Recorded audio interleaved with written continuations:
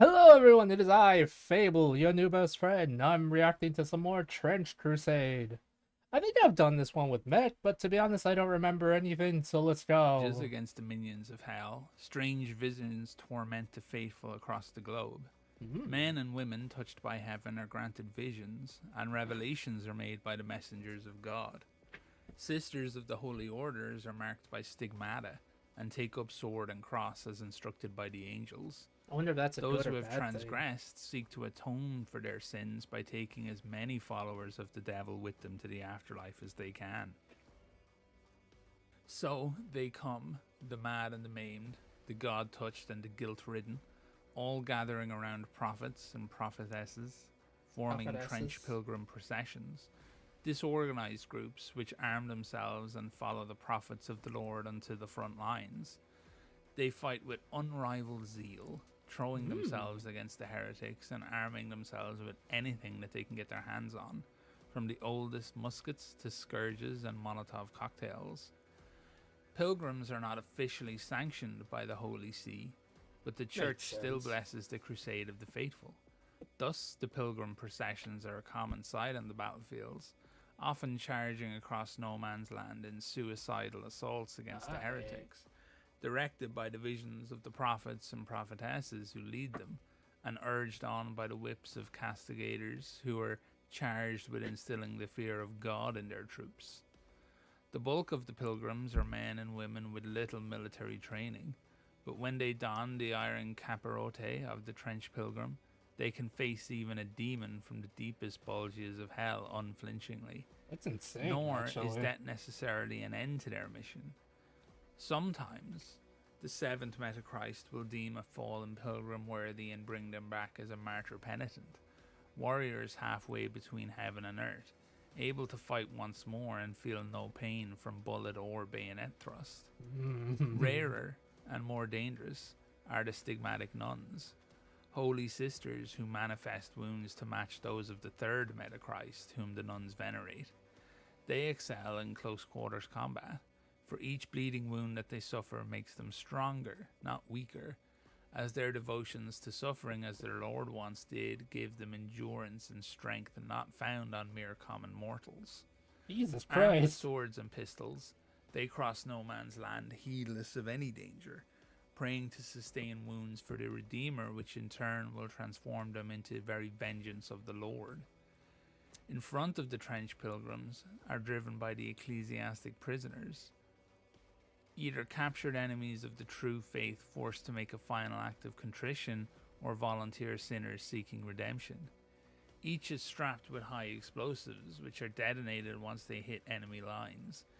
They dash across the killing grounds, hoping to either miraculously survive the blast and escape, or take as many followers of Lucifer with them as they can, depending on their own convictions.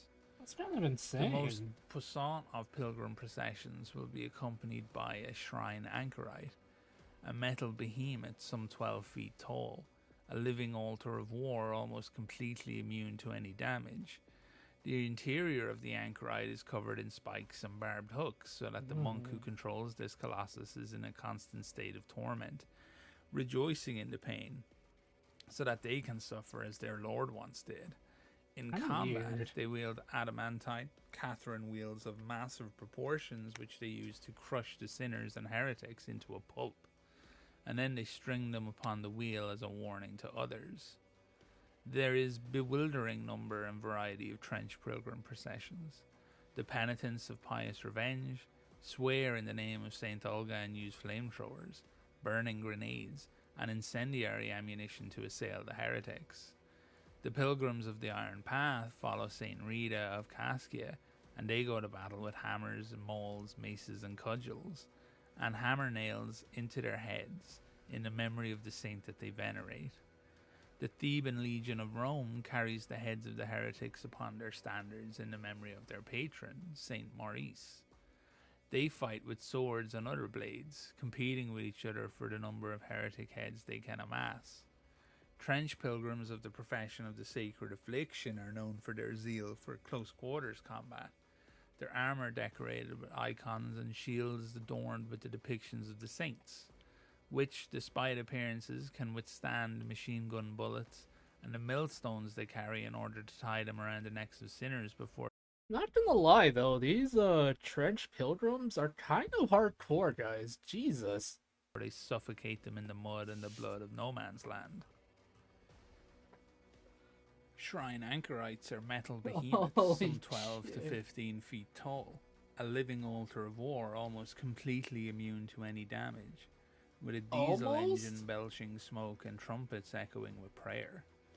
The interior of the anchorite is covered in spikes and barbed hooks so that the monk pilot is in a constant state of torment, rejoicing in their pain so that they can suffer as their lord once did.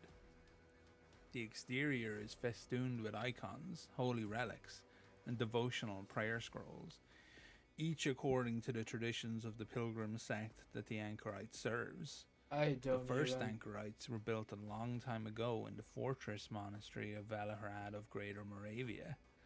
Several hundred of the battle machines were built under the guidance of Saint Methodius, though now the craft is lost as the monastery was destroyed by a death commando infiltration force of the demon Marcosius. Later innovations of the engineering foundry of New Antioch created machine armor, a far smaller but more maneuverable personal protection suit based upon the anchorite design. But the pilgrim processions have neither access to these marvels of modern engineering, nor do they have any desire to give up their anchorites. They act as both fearsome engines of war as well as mobile shrines that form a focal point to the prayers and devotions of the pilgrims. The pilot, monk, or nun, once installed, never leaves the shrine anchorite until the day they die. Once they fall in battle, Yes. or, rarely, of old age, their remains are reverently removed and the body parts are preserved in reliquaries mounted upon the anchorite. Thus, each of these war machines is a testament to its own long history of war against the forces of hell. In battle, each anchorite carries a great adamantine Catron wheel, as well as an immense bonebreaker mace to bring the wrath of God upon the sinners, heretics, and apostates. In a show of piety and atonement, it is common practice for trench pilgrims or stigmatic nuns to volunteer to be broken on the wheel and serve in their final battle, mounted upon this device of execution, But why? as a sign of both their willingness to suffer for their sins and for the spiritual protection their sacrifice is said to grant to the anchorite. Does The it church though? frowns upon this custom, but pilgrims flock to their anchorites on the eve of any battle, hoping to be granted the honour of perishing upon the wheel. The gods chosen are the leaders and elites of the trench pilgrims. They command the actions and demand the respect of the rest of the pious, as they can claim to stand closer to the sanctity of God's light and to have suffered more in his name than any other. A charismatic leader and powerful fighter of the pilgrim group, the war prophet will lead a trench pilgrim procession with incredible zeal and unshakable faith.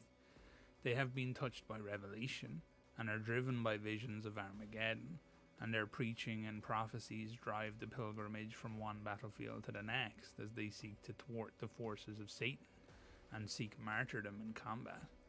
War prophets know no fear and entertain no doubt, for it is certainty of the end times that they march toward, embracing what must be done with certainty and still-like belief. Jesus The war Christ. prophet will often wear a multitude of loudspeakers, blaring holy sermons and delivering the word of the Lord and dire prophecy in equal measure. This will drive the trench pilgrim procession on with even greater fury, desperate to close the ground with the enemy and deliver them unto the Lord's most holy retribution. Castigators are tasked with instilling the fear of God in the troops. This orthodoxy officer keeps the soldiers on the Sorry guys. There's a giant cockroach. I'll edit this out.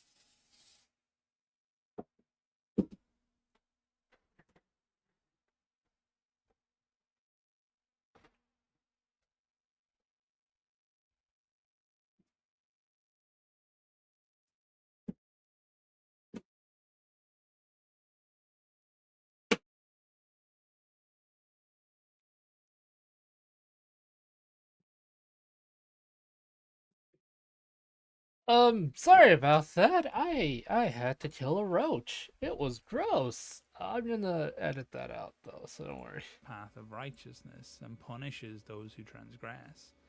They are protected by their unwavering faith as well as by the saints that they revere. Castigators cannot reach this position through anything other than twisted dual faith. First, the purest faith to leave themselves open to hear the voices of the saints, and second, the basest faith of inflicting the necessary motivations or punishment on their fellow pilgrims with the utmost authority. Finally, communicants are devotees who consume the flesh and blood of a metachrist. Strengthened by this divine essence, they grow to enormous size, and the wounds they suffer close themselves miraculously. They see clearer when blind, relying solely on their faith in the Lord to lead them through the world rather than their own lying senses, so blessed crosses are nailed through their eyes. On the battlefield, Jesus. they act as line breakers and bodyguards for prophets and castigators, heedlessly walking through enemy fire and mauling their enemies with enormous weapons that a normal man could barely even lift. Trench pilgrims are truly the holy warriors of the trenches. They consider it their religious duty to make pilgrimage to the sacred battlefields to fight the heretic legions. Pilgrims wear the iron caparode to insulate their minds from the horrors of war. They are called to the holy war from all across the globe, and all walks of life. The finest of silks and the roughest of cloths have been seen marching side by side in the trench pilgrim processions, as people discard their former lives and families after being touched by God's holy light and murky visions of the desires of the saints. When a trench pilgrim falls in battle, the purest of them are often resurrected by a metachrist to fight again as a martyr penitent. Tougher and more brutal than they were in their previous life, absolved of former sins, they are given the chance to once again die in God's holy service. Ecclesiastic prisoners are those too weak to avoid their own sins or too strong to ignore them. Some are captives, enemy combatants or civilians found wanting, while others are volunteers who are desperate to perform one meagre act of heroism in the army of God as an attempt to make up for a lifetime of ruin and bitterness. Each prisoner is strapped with a bomb and will desperately sprint across the battlefield in an attempt to take out as many heretics as possible with the resultant explosion. They will pray for God's forgiveness as they crawl through mud and blood and pain, and some are so maddened by their own guilt that they wish for the hand of God to protect them from the explosion and deliver them to His countenance just to be able to do it all again. Blessed with stigmata and unshakable faith, the stigmatic nuns are sword masters and are the vanguard of any assault by the holy armies. They are truly terrifying on the battlefield, as the wounds that they endure do nothing but make them stronger, pushing them to great feats of prowess and destruction as they douse the heretic in their holy blood and pave the way for the rest of the forces of the holy. Nobody knows why it is that some of the nuns of the holy orders are chosen to suffer the wounds of the Lord, and nobody dares to imply anything other than the obvious blessing behind such a gift. Yeah, not gonna lie, I think some of the stuff in Trench Crusade is kind of cool, but then I hear some of this stuff, and it's just like, holy crap, what the frick is going on? You know what I mean? And pave the way. Anyway, yeah, so if this is kind of stuff you guys enjoy, I'd be more than happy to listen to more of it, hopefully. I'm gonna have to edit some stuff due to the fact that I had to kill a cockroach, so there's gonna be like some silence. So sorry about that. Please remind me if I don't, because I'm pretty sure I'm gonna forget. Anyway, love you all. I'm gonna probably react to some more of this later, or if you guys are interested, thank you, let me know. Take care. I'm doing a donathon. Please help if you can.